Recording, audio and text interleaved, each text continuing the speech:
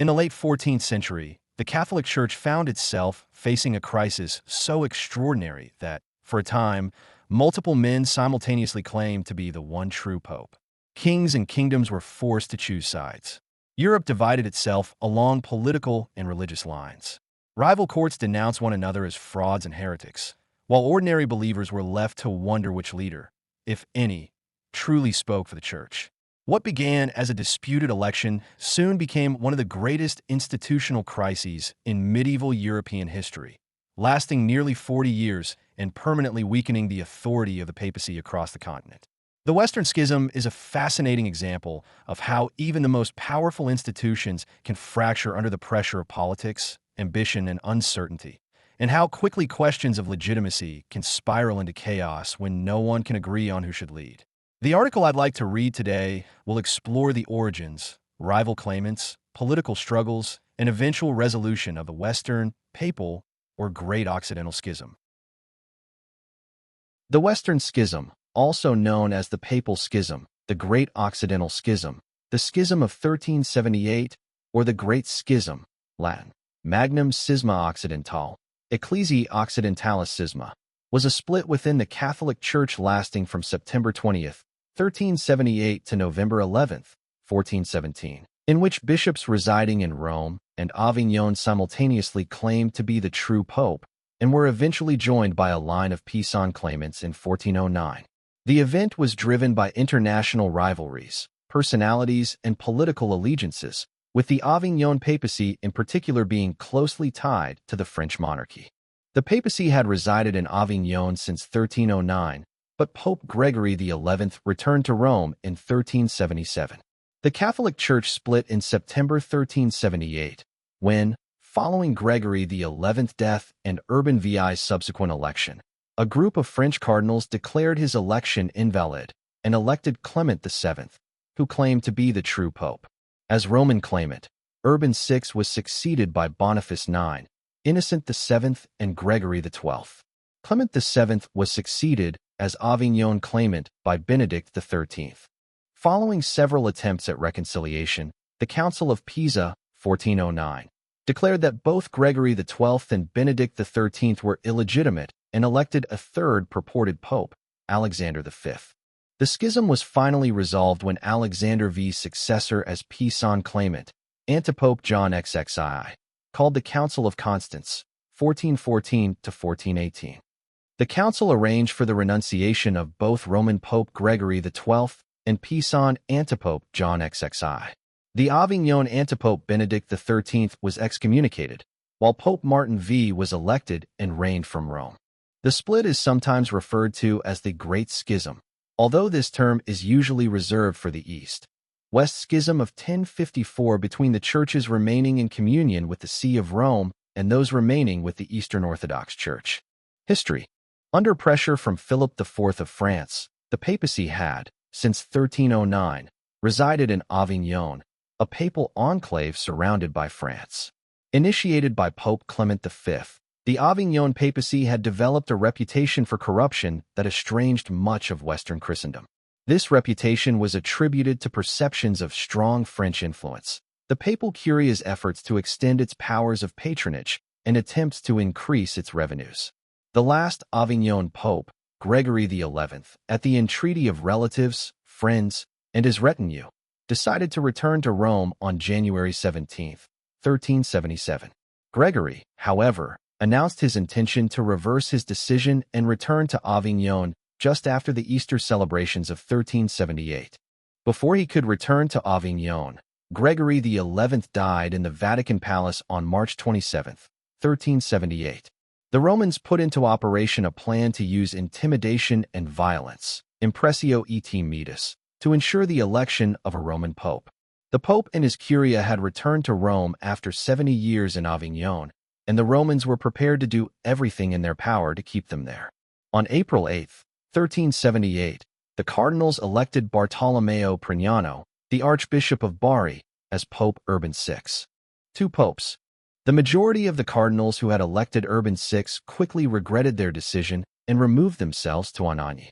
Meeting at Fondi, 13 cardinals elected Count Robert of Geneva as Pope Clement VII on September 20, 1378.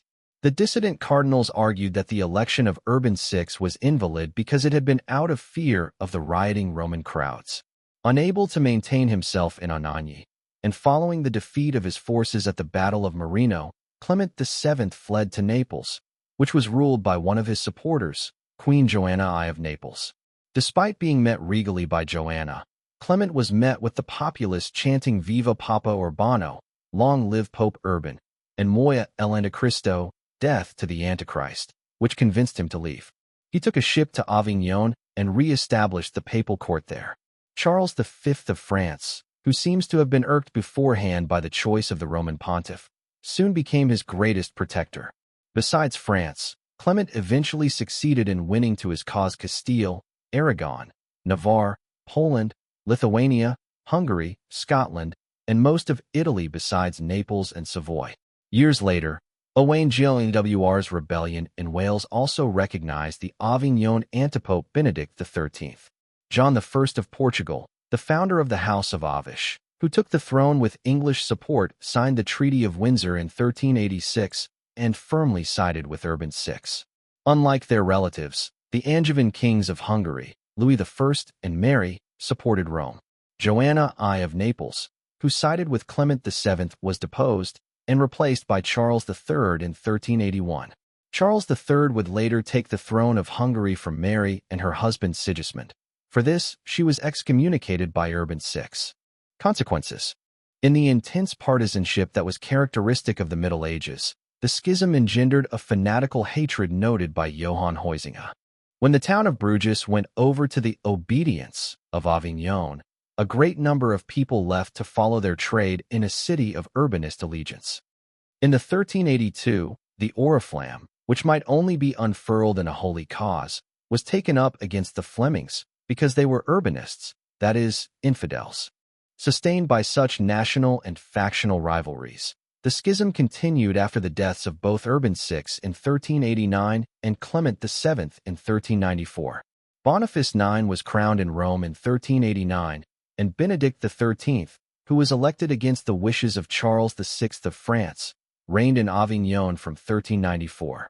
When Pope Boniface died in 1404, the 8 cardinals of the Roman conclave offered to refrain from electing a new pope if Benedict would resign. But when Benedict's legates refused on his behalf, the Roman party then proceeded to elect Pope Innocent VII. Discussions continued instead with Innocent, but quickly stalled, and by February 1405, and Benedict's envoys had returned to Avignon. Benedict quickly excommunicated Innocent, and with an army started marching towards Rome. In May 1405, he occupied Genoa for a year and awaited French military support, which never came. Innocent died November 6, 1406, and the Roman cardinals elected Angelo Carrere as Gregory XII. The suggestion for a church council to resolve the schism, first made in 1378, was not adopted initially because canon law required that a pope call a council.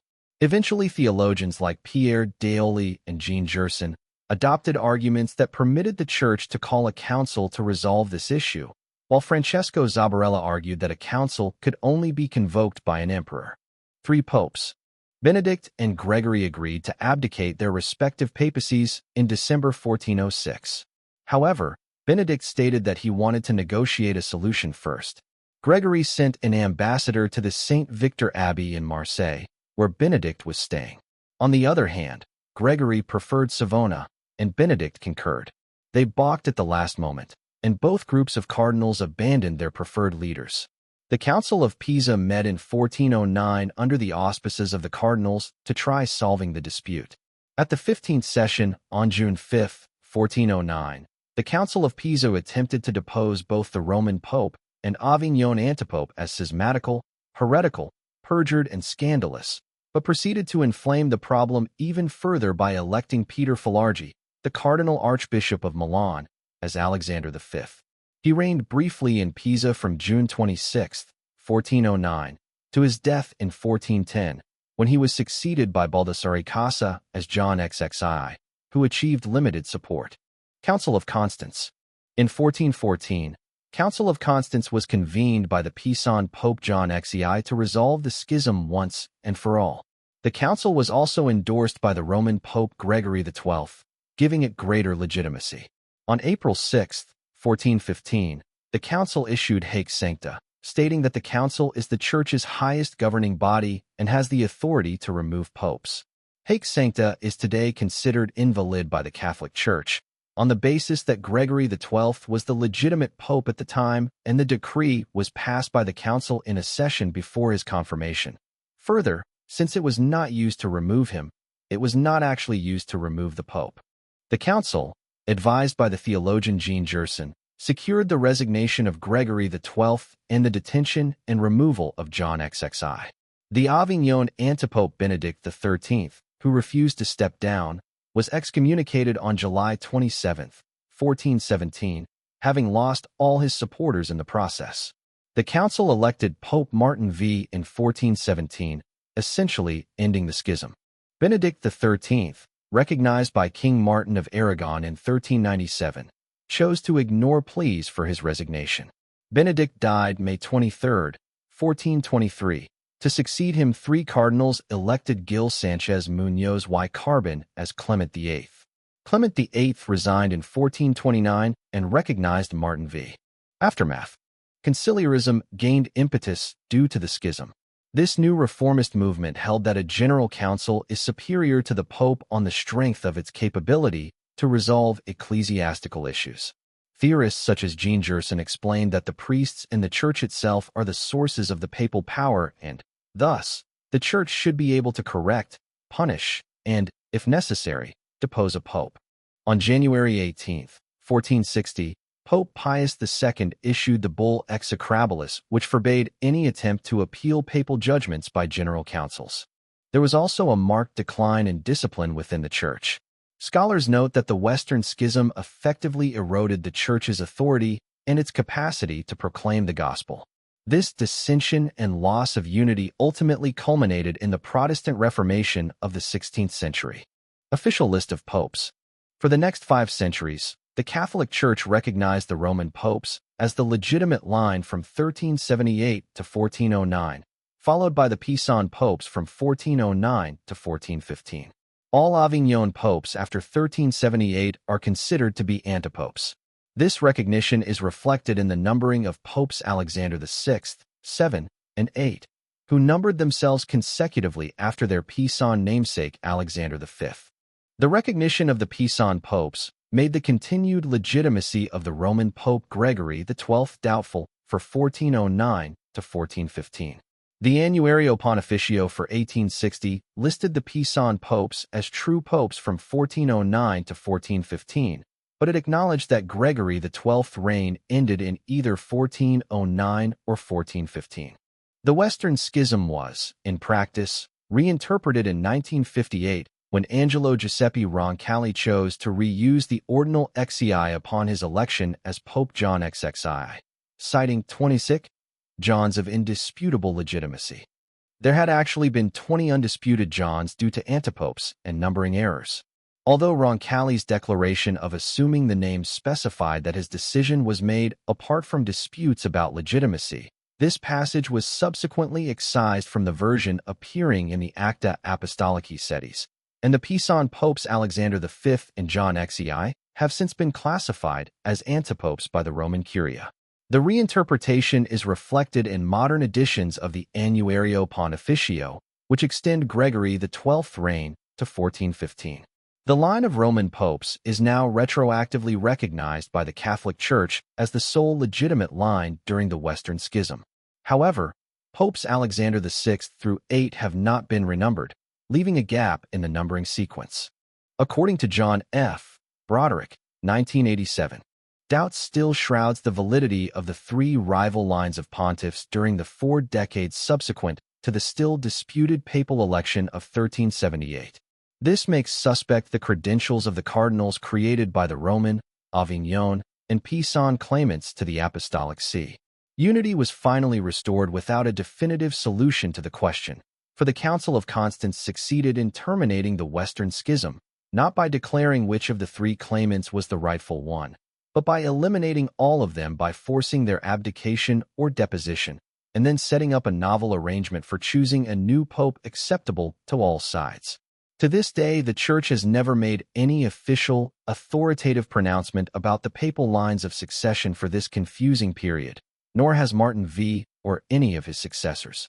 Modern scholars are not agreed in their solutions, although they tend to favor the Roman line. Sourced from Wikipedia, May 2025. Produced by ttsreader.com and Wikireadia or Readipedia for your viewing and listening pleasure. Thank you for listening.